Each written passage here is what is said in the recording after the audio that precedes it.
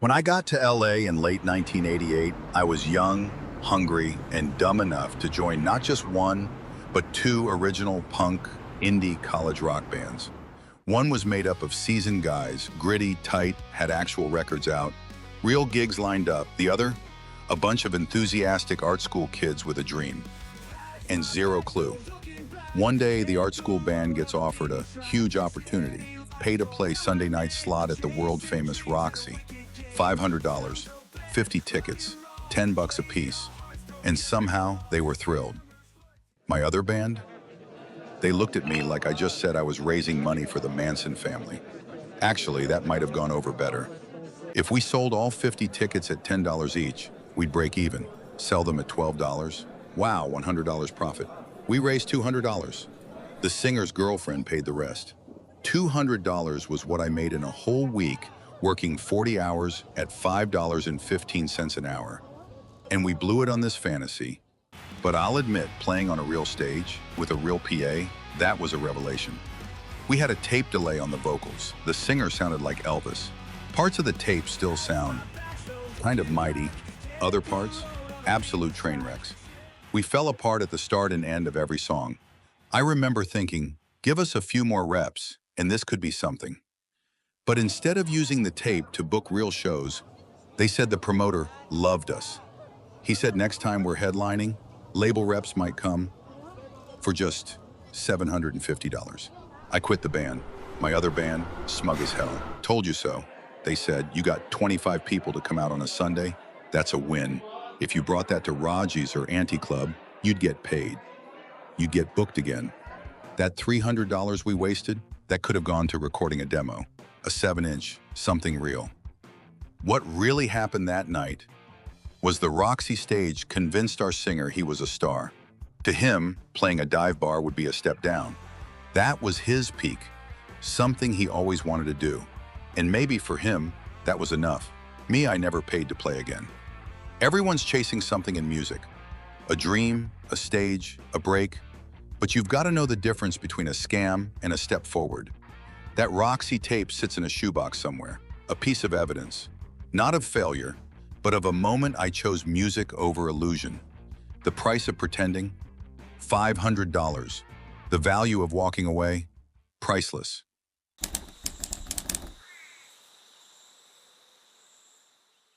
When I first moved to LA as a producer, singer, and songwriter, all I wanted was space.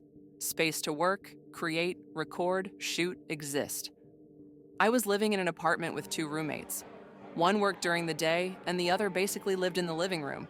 And I'm over here in a closet with a mic like, excuse me, can y'all be quiet so I can chase my dreams real quick? Spoiler alert, they couldn't. So I did the only thing that made sense. I subleased my room, downsized my whole life, and got a little music studio. And at first, it was giving freedom. It was giving this is the life. I pulled up to this 2-story rehearsal building. My new space had a vocal booth built in, a window facing the street, and it was 15 minutes from the beach. The vibes? Immaculate. The building manager gave me the whole rundown. You're good up here. We keep the loud bands on the first floor. Upstairs is mostly producers. I was like, bet. I believed him. Like a fool. My first neighbor had a studio too. Respectful, quiet. We had an unspoken rule. Music during business hours only. For the first few months, I was in a groove. I even stopped doing Airbnb and started living in my studio to save money. Sleeping in a booth-sized room, surrounded by keyboards and lava lamps. It was the most broke and brilliant thing I've ever done. I was all in. But then, the room next to mine went vacant. And when I say they were desperate to fill it, they ended up putting a whole punk rock band in there. Their name was the Darbies, but after a few weeks of straight chaos, I renamed them the Garbies, because D was too kind. One day, I'm sitting on my little studio couch, editing a beat, and boom, snare, kick, guitar. They rehearsed one song, over and over. Same lyrics, same 3 chords. I'd be like, okay, maybe they'll stop after this run. Nope, again and again. By the 5th time, I knew the lyrics better than they did. Another day, I booked a vocal session to make a little extra money. Client pulls up, we vibe, the energy is right. Client steps into the booth, I hit record. Brah! I peeked through the curtain. Full concert rehearsal next door. I had to turn to my client like, "So, can I give you a refund and a juice?" They left, and I lost money. One day, I just couldn't take it. I walked outside for air. Just air. And then I heard them. From outside the building. I look up at my window, and through it, they're having the time of their lives. Jumping around, laughing, screaming, beer in one hand, mic in the other. And I'm down here like, is this punk hell? I finally hit my limit. I dragged my biggest speaker to the shared wall, turned the volume all the way up, and blasted the most chaotic track I ever made. Distorted 808s, screaming ad-libs, pure sonic revenge, and I let that thing run. Eventually, the Garbies got evicted. Then, a few months later, one of my clients got into a fight while renting my studio out, so I got evicted also. But honestly, it was time. That chapter was rough. But I moved on, I found a better studio, a real space. And in that space, I made a song that ended up winning a Grammy. So, yeah. Sometimes chasing your dream means sleeping in a soundproof box next to 4 sweaty men yelling about anarchy. But I never stopped. Not then. Not now. Because my sound is louder than their noise.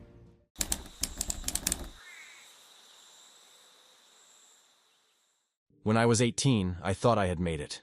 Me and my band, 5 scrappy kids from the Midwest, got an unbelievable offer. A steady gig as the house band at a 4-star hotel in Corfu, Greece. 5 nights a week, all expenses paid.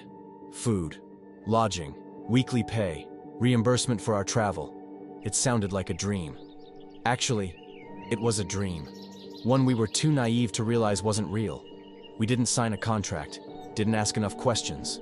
We just packed up our guitars and drumsticks and bought one-way tickets to paradise. We landed in Corfu, giddy, sweaty, and full of hope. That warm Mediterranean breeze hit us like a welcome home hug. We imagined ourselves playing seaside sets, sipping cocktails between encores, mingling with guests in linen suits. But the van that picked us up wasn't exactly a limo. It was a dented gray cargo van that smelled like old socks and cigarettes.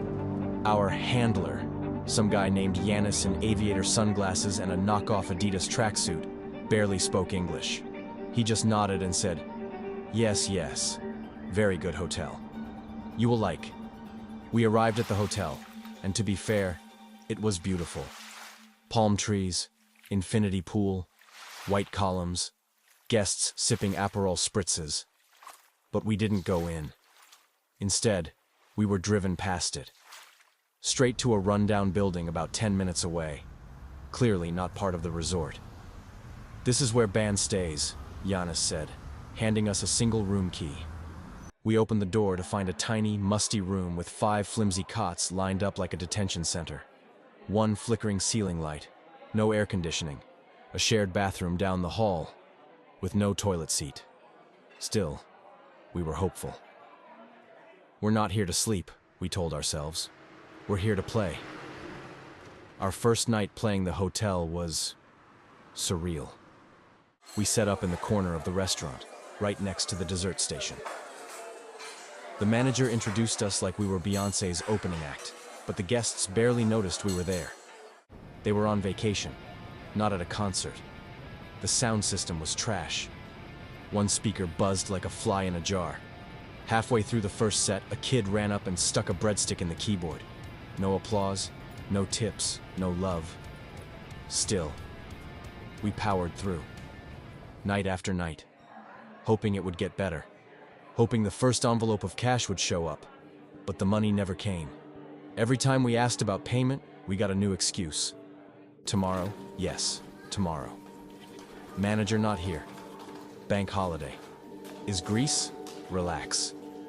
We kept playing, kept sweating through 90-minute sets, kept sharing the same 1 bar of soap between 5 guys.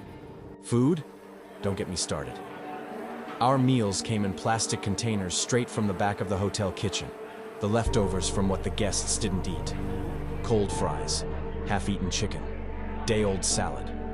Sometimes we'd guess what it used to be. Sometimes, we didn't want to know. 3 weeks in, things got dark.